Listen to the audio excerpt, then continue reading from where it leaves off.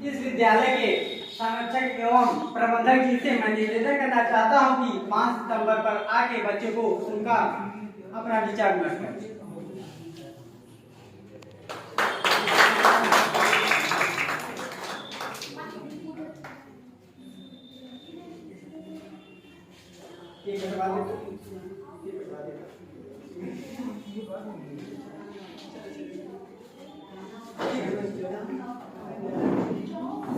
Hello,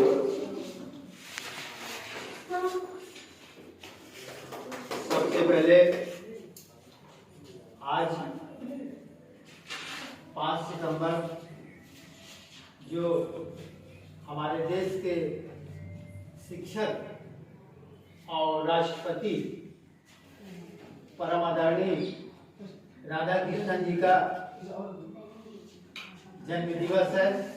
मैं इस अवसर पर आप सबको हार्दिक बधाई देता हूं और उम्मीद करता हूं कि जिस तरीके से सर्वपल्ली राधाकृष्णन जी ने देश का नाम रोशन किया था, ठीक उसी तरीके से मां शारदा कोचिंग के सभी छात्र और छात्राएं अपनी प्रतिभा का परिचय देंगे। इन्हीं शब्दों के साथ मैं अपनी वाणी को विराम देता हूँ।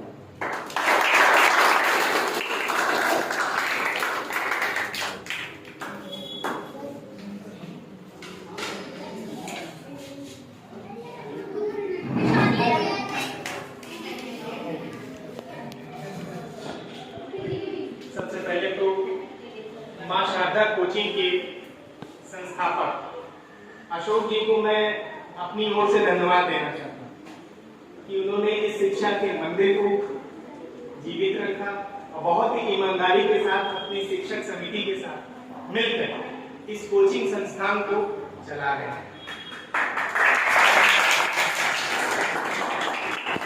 और इसके बाद मैं धन्यवाद देना चाहता हूँ मां शारदा कोचिंग में कार्यरत उन शिक्षकों का जो लोग पूरी तन्मयता के साथ हमारे इन नौनिहाल बच्चों का मनोबल बढ़ा रहे हैं और समय समय पर सही मार्गदर्शन देते हुए इनको ऊंचाई का मार्ग दिखा रहे हैं।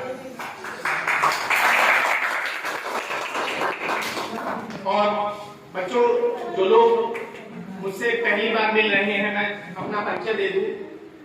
मेरा नाम शशांक है। जैसे आपके शिक्षक आपको पढ़ाते हैं, मैं भी एक बहुत मामूली सा टीचर हूँ जो एक विद्यालय में पढ़ाता हूँ। और मैं शिक्षक दिवस के उपलक्ष्य में बस आपको इतना कहना चाहूंगा कि ये दुनिया में एक ऐसा प्रोफेशन है, प्रोफेशन मतलब समझते हैं, प्रोफेशन मतलब समझ सकते हैं व्यवसाय, जो हम काम करते हैं। दुनिया में ये एकमात्र ऐसा प्रोफेशन है जो बाकी सारे प्रोफेशन को जन्म देता है। क्योंकि अगर शिक्षक ही ना होगा तो बाकी आईएएस, पीसीएस और बड़े डॉक्टर, इंजीनियर बनेंगे कैसे?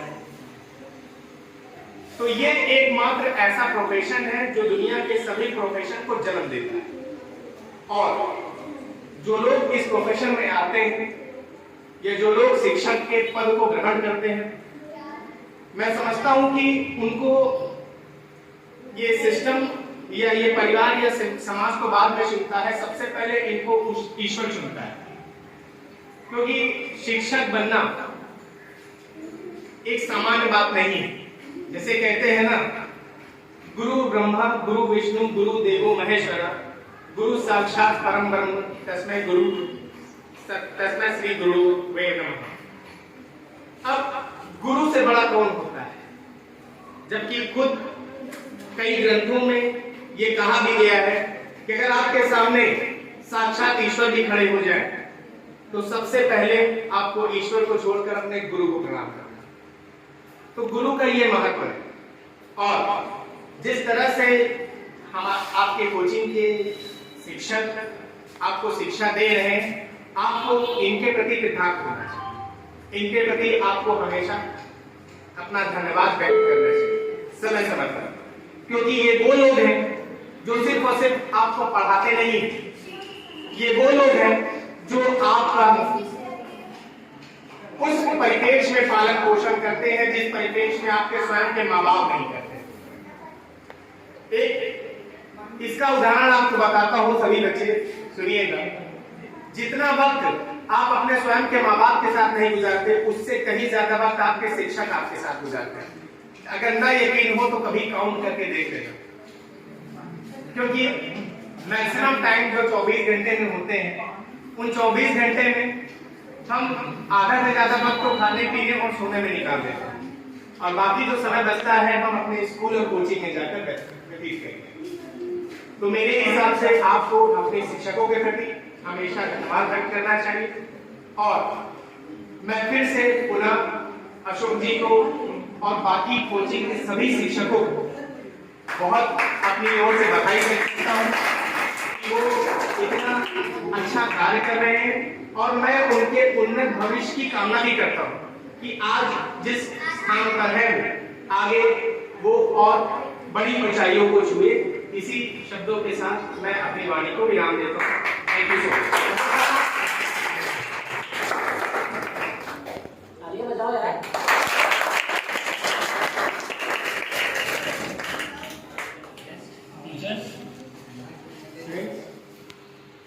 बहुत बोलना करते तो छोटी सी कहानी सुनाना चाहूँगा गुरु के महत्व। ठीक है, तो टीचर डे क्यों मनाया जाता है, किसके लिए मनाया जाता है, किताब में बहुत सुनिए। देखिए, एक बहुत ही मासूम सा ब्राह्मण होता है, अक्सर ब्राह्मण मासूम होते हैं, कहानियों में ब्राह्मण मासूम होते पता नहीं। उसकी कुंडली में लिखा होता है कि उसके पास ये देखे केवल एक गाय रहेगी और कुछ नहीं रहेगा, संपत्ति। तो बेचारा बड़ा परेशान रहता है, उसके पास सिर्फ एक गाय से क्या ही हो सकता है, आप उसको सोच सकते हैं। ठीक है, एक दिन उसको एक गुरु मिलते हैं। उसके गुरु से वो अपना पूछता है कि मुझे ऐसा मार्ग बताइए कि मैं अपनी दरिद्रता को मिटा पाऊं। उससे गुरु पूछते हैं अपनी कुंडली दिखाओ। कुंडली में देखते हैं कि भाई गाय है। वो कहते हैं ऐसा है तुम इस गाय को आज बेचो। तो कहता है गुरु क्या कर रहे हैं आप चाहते हैं कि एक गाय जो मेरे पास उसको बेच दूं तो कुछ नहीं बचेगा मेरे पास। तो ने कहा नहीं, कुंडली में लिखा है गाय का मतलब क्या है, ब्रह्मा जी तुमको गाय देंगे, तुम बेच दे। उसने बेच दी। अगली सुबह फिर एक गाय आ गई उसके पास। तो गुरु के पास गई, प्रणाम किया, बोला गुरु जी अब क्या करना है। तो गुरु ने कहा फिर से बेच दो। बोले अरे गुरु जी एक गाय आई है, फिर से बेचवाना चाहते हैं। तो कहा नहीं ब्रह्मा देंगे तुमको गाय, बेच दो। फिर से उसने बेच दी। अगली सुबह फिर एक गाय आ गई। ऐसा करते करते वो एक धनवान व्यक्ति बन गया और नित्य प्रतिदिन वही करता था, शाम को गाय बेच देता था, सुबह उसके पास गाय स्वयं आ जाती थी। फिर ब्रह्मदेव को प्रकट होना पड़ गया उसे गुरु के सामने कि महाराज ये क्या बता दिया आपने, आप पूरी व्यवस्था को गड़बड़ कर दे रहे हैं। यहाँ पे क्या व्यवस्था है, इसको दरिद्र रहना है, आपने उसे धनवान बना दिया। तब गुरु ने कहा कि आप उसकी कुंडली बदल दीजिए, मैं इसको ये उपाय छोड़ दो, छोड़ा मैं कह दूंगा। तो आप ये समझ लीजिए कि दरिद्र ब्राह्मण केवल गुरु की कृपा से अपनी कुंडली को बदलवा सकता है, यानी अपने भाग्य को बदलवा सकता है। तो गुरु का क्या महत्व होता है, इसे से आप अंदाजा लगा सकते हैं। बस आज के लिए इतना ही है। यहाँ बैठे सभी बच्चों को शिक्षक दिवस की बहुत बहुत शुभकामनाएं। और सर्वप्रथम मैं अपने उन गुरुओं को सादर प्रणाम करता हूँ जिन्होंने मुझे इस काबिल बनाया कि मैं एक ऐसे मंच पे आके अपने विचार व्यक्त करूं, जिस पर शायद मैं डिजर्व नहीं करता। क्यों? क्योंकि